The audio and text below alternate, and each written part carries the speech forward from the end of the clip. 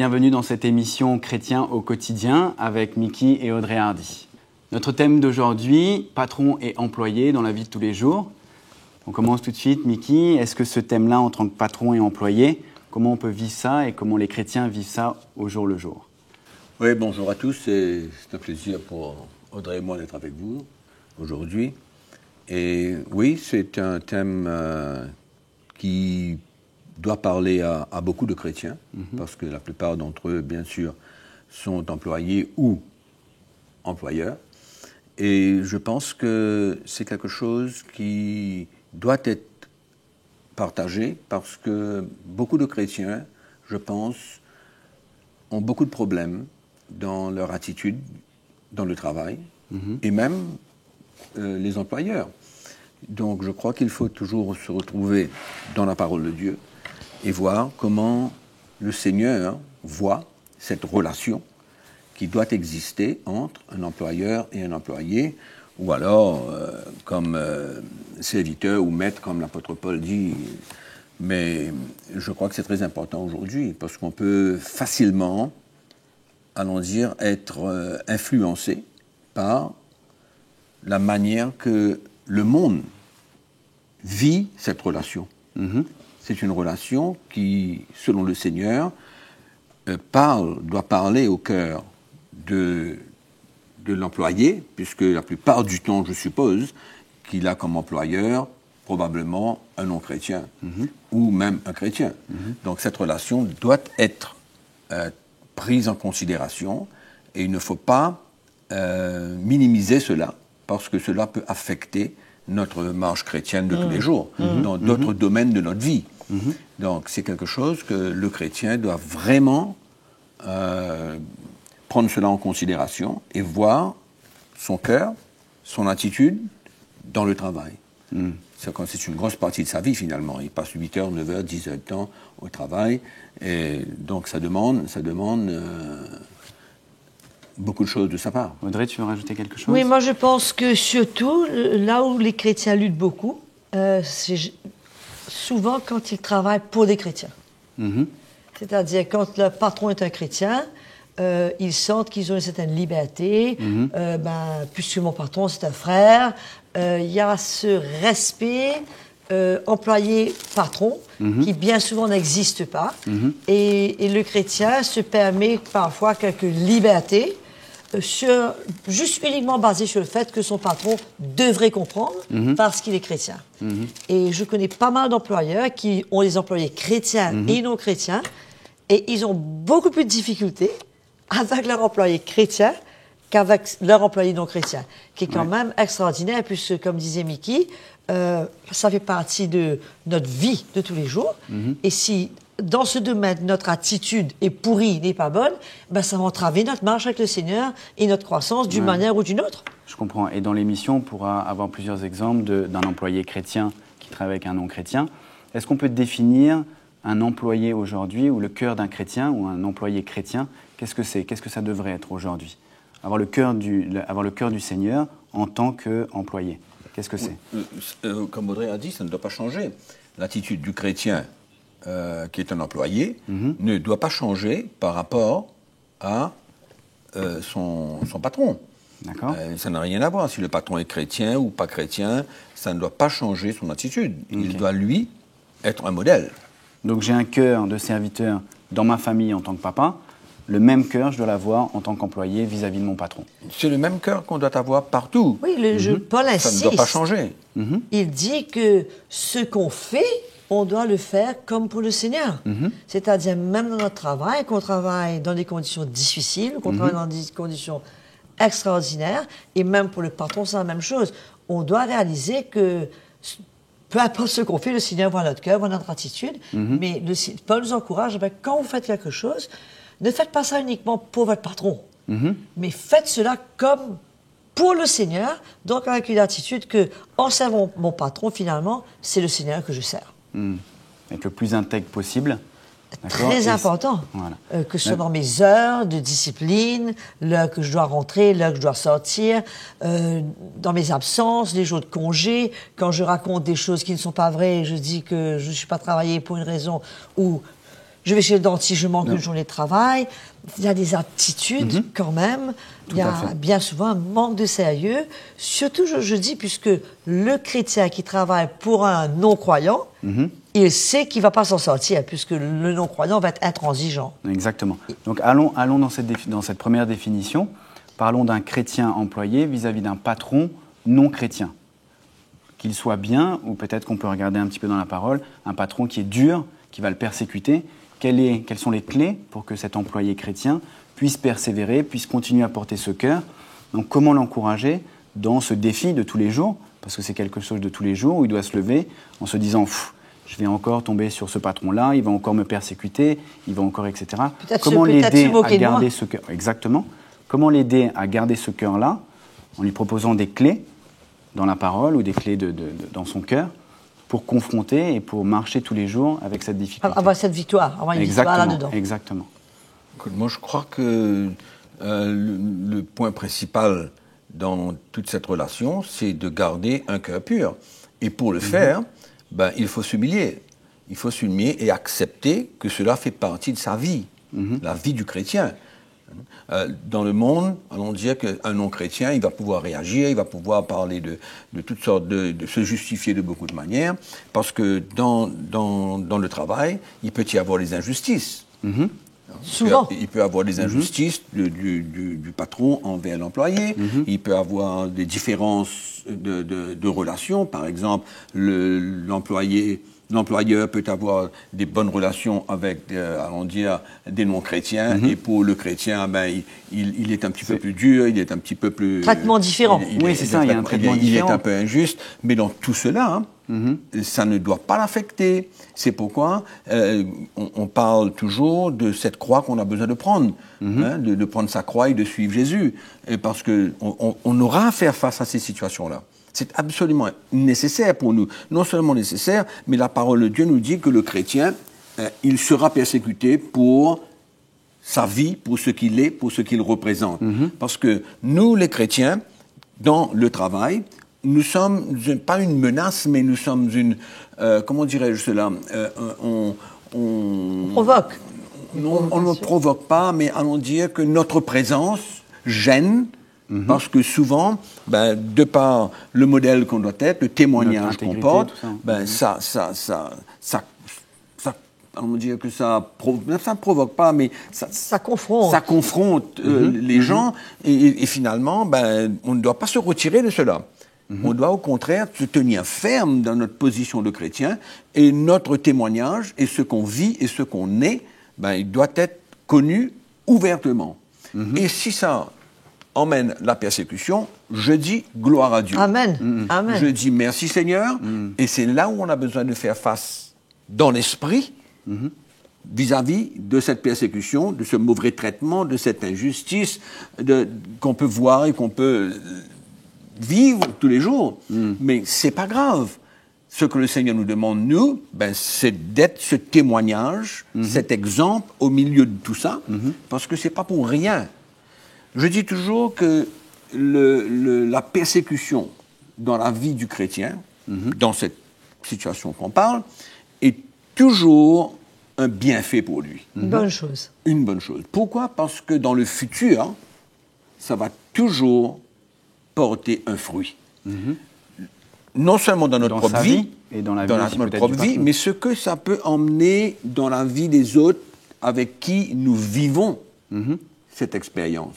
Donc c'est très important pour le chrétien de ne pas agir comme le monde, mais de tenir ferme dans ces moments et de pouvoir accepter cette persécution dans la joie. Et ça, c'est absolument important parce que le chrétien qui est un témoignage dans son travail sera persécuté. Mais s'il cache sa vie et qu'il vit sa chrétienté dans son travail par peur, par crainte, par honte, timidité ou quoi que ce soit, mais ça ne va rien lui porter. Je comprends. Quand on préparait l'émission, je te disais qu'il y avait beaucoup de chrétiens, finalement, peut-être de peur de cette persécution, ne disaient pas à leur employé qu'ils étaient chrétiens. Et finalement, étaient un employé lambda.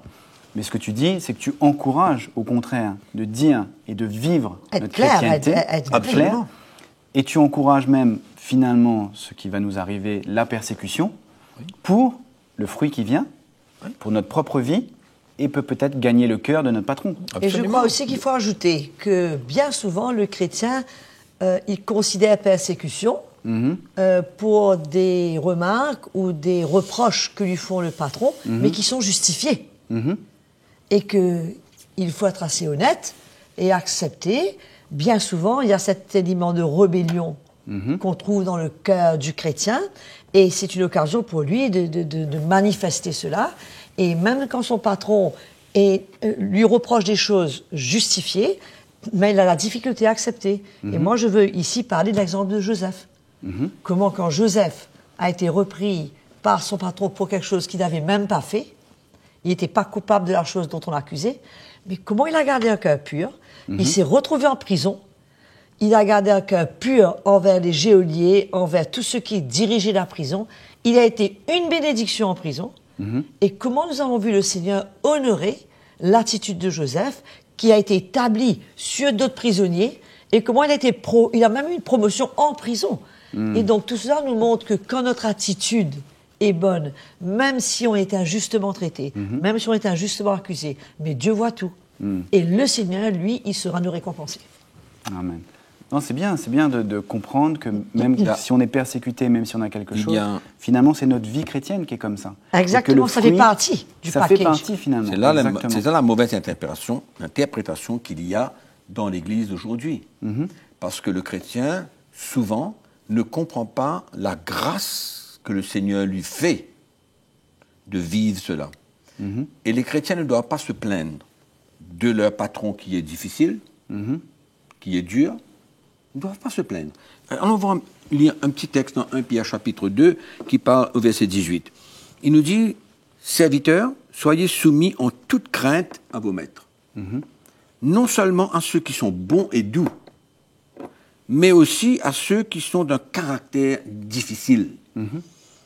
Car c'est une grâce de supporter des afflictions par motif de conscience envers Dieu quand on souffre injustement. » Donc, le chrétien doit comprendre que non seulement il y a la persécution, mais pour lui, c'est une grâce de la part du Seigneur de vivre cela. Parce qu'il va grandir dans ces moments. Exactement, c'est une occasion. Il va grandir dans ces moments, il va pouvoir s'épanouir de plus en plus, et il va pouvoir servir le Seigneur dans les autres domaines de sa vie, parce que il a remporté cette victoire dans cette relation avec son patron. Qu'il soit dur, difficile, qu'il soit arrogant, qu'importe, ça ne doit pas changer, nous, notre attitude en tant que chrétien. C'est une grande occasion pour lui de grandir et de pouvoir avoir des victoires. C'est une occasion extraordinaire pour lui, 8 heures tous les jours, de pouvoir garder son cœur, de pouvoir mûrir, de pouvoir être transformé et de vivre des expériences extraordinaires avec le Seigneur. Un petit point. Attention, que les chrétiens, de par la dureté de leur patron, parlent, communiquent, critiquent avec des non-chrétiens dans le travail. Pourquoi le patron est comme ça, il est comme ça, il est comme ça, il est comme ça, il est comme ça. En d'autres mots, il s'unit en tant que chrétien avec des non-croyants et se donne une liberté pour pouvoir communiquer, critiquer, juger, etc. Ça, c'est un domaine... Semer des choses négatives, finalement. Oui, et pour lui, s'accorder. C'est pas bon. Et c'est le mauvais témoignage qu'il porte. C'est pourquoi le chrétien, souvent, se sent un peu seul dans le travail. Parce qu'il ne doit pas se mêler et entrer dans ce genre d'activité et qu'il peut garder son cœur. C'est là où l'esprit du monde ne doit pas l'influencer. Il doit prendre sa position, et une position claire dans l'esprit, dans son travail, qu'importe le problème, et ne pas critiquer, et ne pas s'engager avec les non-chrétiens, qui, eux, ont une liberté de s'exprimer, de parler, de juger, de critiquer, etc. Lui, il doit sortir de ça. Exactement. Et ne pas s'entretenir dans ce genre de relation-là avec les autres employés qui travaillent avec lui. Ça, c'est un gros danger pour les chrétiens. Ok. Donc, être persécuté, finalement, ça devient presque une grâce. D'accord, on a la grâce C'est de une Dieu, grâce, oui. c'est une grâce. Absolument. Et on peut encourager ces employés chrétiens qui sont persécutés, on dire que là c'est vraiment l'extrême, hein, de voir le produit fini, d'accord, de voir leur changement dans leur vie et de voir peut-être le changement dans la vie du patron demain, d'accord. Est-ce qu'on peut parler un petit peu maintenant d'un... Je t'interromps un petit coup là. Ouais. Pourquoi? Parce que ce qui est important, c'est que pour le chrétien, aujourd'hui, arriver à vivre ce que nous sommes en train de parler selon la parole de Dieu, il a besoin d'entendre un évangile qui le confronte. Pas un évangile qui simplement le fait chercher des choses naturelles ou quoi que ce soit, mais un évangile qui le confronte et qui l'emmène à prendre sa croix et qu'il comprenne que cela fait partie de la croix qu'il doit prendre pour servir le Seigneur. C'est notre chemin finalement, C'est notre chemin de tous les jours. Autrement, il n'est même pas un disciple. Que ce soit à la maison, que ce soit au travail, que ce soit dans d'autres endroits, notre chemin, c'est pas d'être persécuté tous les jours, mais en tout cas, c'est de Ça prendre fait notre croix, partie de la ça vie en du fait chrétien. partie. Mais qu'il ne s'arrête pas là et qu'il voit le produit fini. Oui, La puis Pierre grâce du- dit de ne pas s'étonner quand on est persécuté, quand on est dans la fournaise ardente, puisque c'est ce qui se passe avec tous nos frères. C'est absolument normal. Et Jésus a dit, ils m'ont haï. Ils vont vous haïr aussi. Ne vous attendez pas à être traité mieux en tant que serviteur que le maître. Et on voit aussi la lettre de Philémon, de Paul à Philémon, qui dit de recevoir ce frère qui au fait était un mauvais esclave et qui s'est converti en prison. Et lui dit maintenant, reçois-le comme si que tu me reçois moi. Ouais. Donc, d'après la conversion qui a eu lieu dans sa vie, il peut quand même certifier et être un garant de l'attitude que ce frère va avoir maintenant, qu'il n'est plus esclave, il est un frère, mais il va servir.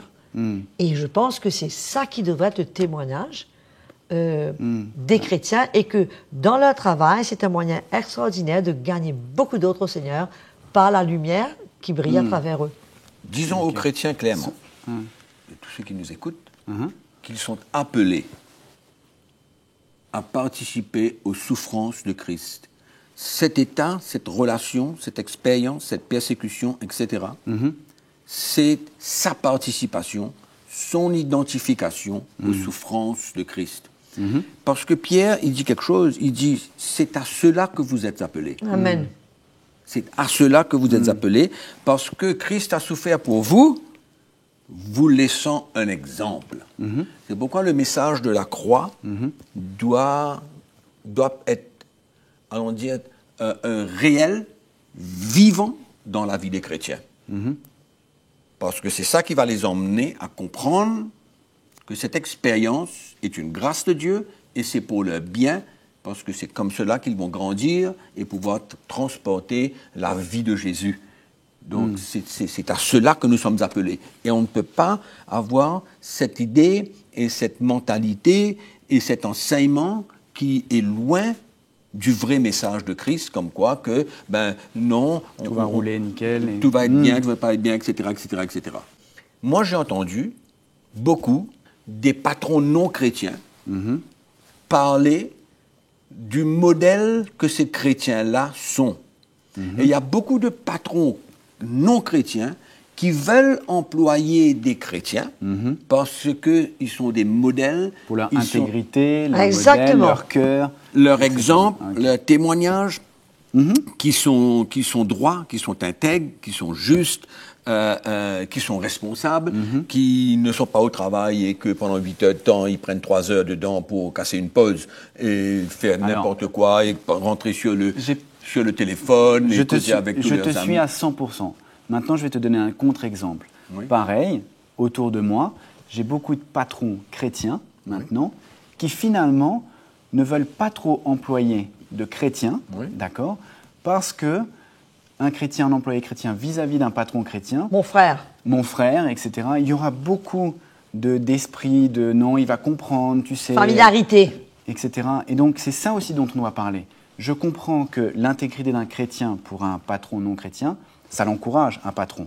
Moi, si je n'étais pas chrétien, ça m'encourage à avoir des brebis, à avoir d'avoir des employés chrétiens pour leur cœur, pour leur intégrité, pour leur service.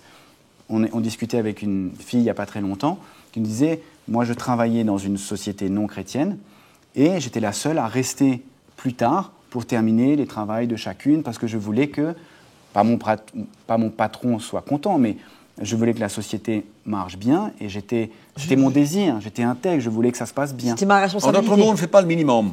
Exactement. Maintenant, attention, quand on a un patron chrétien, d'accord, en tant qu'employé, beaucoup, et c'est pour ça que je te dis que c'est un contre-exemple, que finalement, ne souhaitent pas vraiment avoir des employés chrétiens. Oui. Sauf vraiment des perles, comme on dit, Oui. mais sinon, le reste du temps, quand on est patron, et je suis patron, chrétien, on a plus de mal à employer des chrétiens parce qu'il y a un côté spirituel, il y a un mélange, la etc. réunion, il faut aller à Et j'aimerais ceci. qu'on en parle, exactement, j'aimerais qu'on en parle pour que des employés puissent se dire, quand je suis employé chrétien, avec un patron chrétien ou non chrétien, comme on disait, ma vie, c'est la même, mais je ne peux pas avoir comme excuse, oui, tu sais, j'ai peut-être une réunion ce soir-là, il faut que je parte plus tôt, mais mon patron va comprendre, etc. etc. Oui, mais il faut aussi Moi, que je le pense, mouvement- moi, je pense que dans une relation comme ça, entre un patron et un employé chrétien, il doit y avoir une communication, il doit y avoir un accord. Ça marche des deux côtés. Il doit y avoir,